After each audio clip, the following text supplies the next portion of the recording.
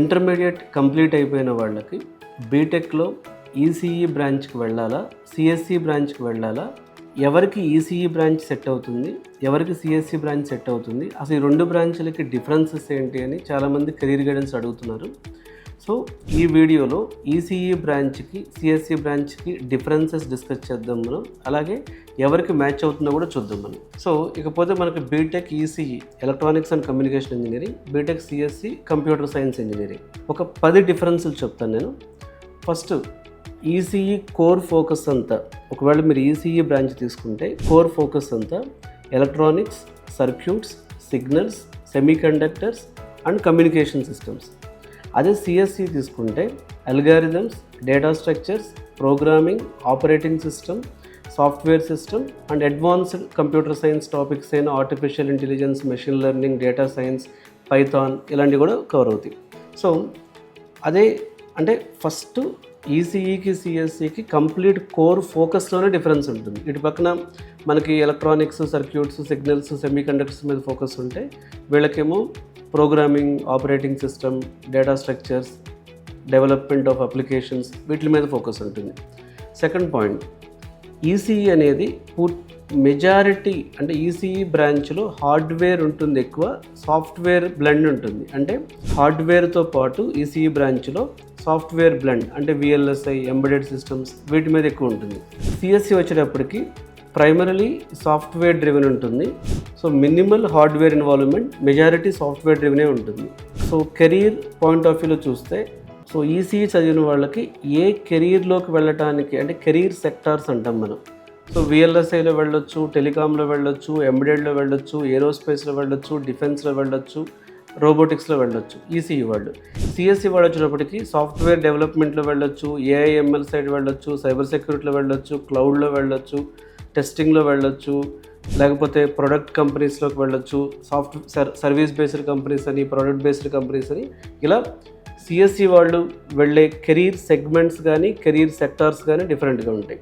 ఇకపోతే ECE branch తీసుకుంటే ఎలాంటి కంపెనీస్ రిక్రూట్ చేస్తాయి అంటే ISRO, DRDO, Intel, Qualcomm, Samsung, BSNL, Airtel.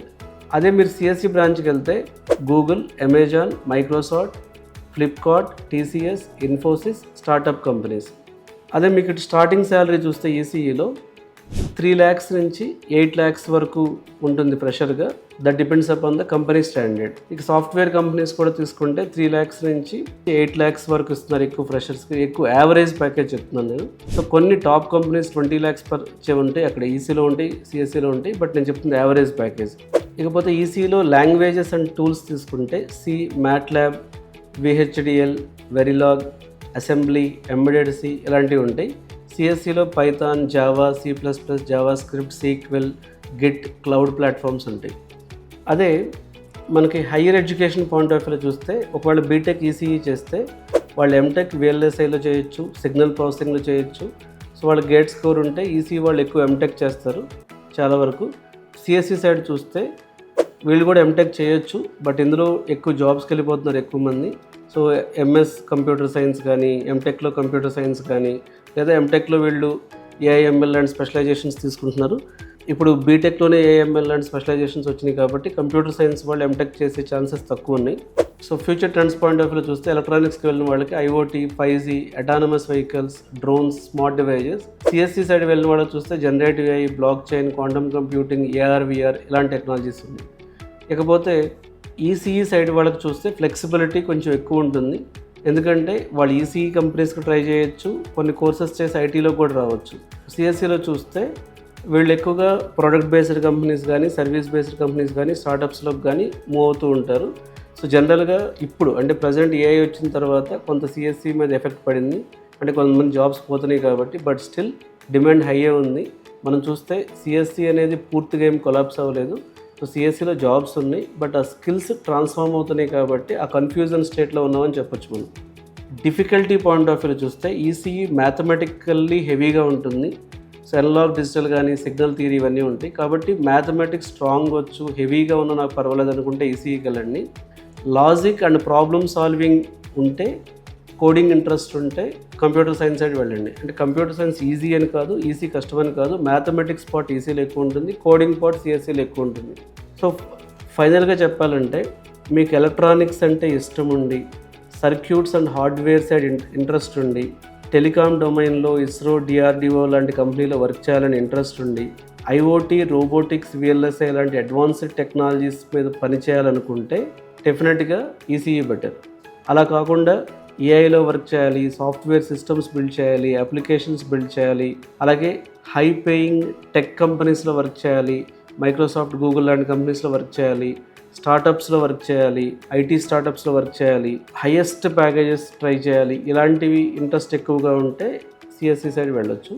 ఈసీలో కూడా హైయెస్ట్ ప్యాకేజెస్ ఉంటాయి, సిఎస్సిలో కూడా హైయెస్ట్ ప్యాకేజెస్ ఉంటాయి. కానీ నా ఉద్దేశం ఏంటంటే నెంబర్ ఆఫ్ జాబ్స్ చూసుకుంటే ఈసీలో తక్కువ ఉంటాయి, నెంబర్ ఆఫ్ జాబ్స్ చూసుకుంటే సిఎస్సిలో ఎక్కువ ఉంటుంది. ఏఐ యొక్క ఎఫెక్ట్ ఈసీలో తక్కువ ఉంటుంది, ఏఐ యొక్క ఎఫెక్ట్ సిఎస్సి మీద ఇమ్మీడియట్గా ఎక్కువ ఉంటుంది. కాబట్టి అసలు అంటే బేసిక్ డిఫరెన్సెస్ చెప్పాలనుకుంటున్నాను ఈసీఈకి, సిఎస్సికి. సో ఫస్ట్ ఆఫ్ ఆల్ స్టూడెంట్కి ఎలక్ట్రానిక్ సైడ్ ఇంట్రెస్ట్ ఉందా, కోడింగ్ సైడ్ ఇంట్రెస్ట్ ఉందా, ఎలక్ట్రానిక్ సైడ్ ఇంట్రెస్ట్ ఉందా, ఏఐ సైడ్ ఇంట్రెస్ట్ ఉందా, సో ఎలక్ట్రానిక్ సైడ్ ఇంట్రెస్ట్ ఉందా, అప్లికేషన్ డెవలప్మెంట్ సైడ్ ఇంట్రెస్ట్ ఉందా, ఇలా అంటే ఒక పాయింట్ అని కాదు, ఒక స్టూడెంట్కి మ్యాథమెటిక్స్ ఎలా ఉంది, ఈసీ అని ఇంట్రెస్ట్ ఉందా లేదా, ఫ్యూచర్లో ఈసీకి వచ్చి ఎలాంటి జాబ్స్ ఉంటాయి, ఈసీలో ఉండే రిస్క్లు అర్థం చేసుకోవాలి, సిఎస్సిలో కూడా ఉండే రిస్క్లు అర్థం చేసుకోవాలి. అంతేగాని ఏఐ వచ్చిందని చెప్పి బ్లైండ్గా సిఎస్సిని వదిలేసి ఈసీ సైడ్ వెళ్ళటం కరెక్ట్ కాదు, ఏఐ లేదు కాబట్టి ఈసీని వదిలేసి సిఎస్సి సైడ్ వెళ్ళటం కూడా కరెక్ట్ కాదు. సో చాలామంది పేరెంట్స్ ఏం చేస్తారంటే అసలు వాళ్ళ అబ్బాయికి వాళ్ళ పిల్లలకి ఈసీఈ మ్యాచ్ అవుతుందా, సిఎస్సి మ్యాచ్ అవుతుందా ప్రాపర్గా కనుక్కోకుండానే డెసిషన్ తీసుకుంటారు. కాబట్టి ఫస్ట్ అసలు కొంచెం అనాలిసిస్ చేయండి.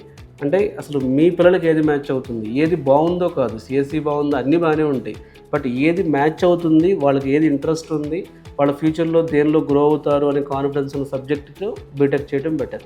సో ఏ బ్రాంచ్లో బీటెక్ చేయాలి, ఏ కాలేజ్లో బీటెక్ చేయాలి, ఏ యూనివర్సిటీలో బీటెక్ చేయాలి, ఇలాంటి డౌట్స్ మీకు ఏమైనా ఉంటే ఈ వీడియోలో ఇచ్చిన నెంబర్కి కాల్ చేసి నా అపాయింట్మెంట్ తీసుకుని మీరు డిస్కస్ చేయొచ్చు. Thank you.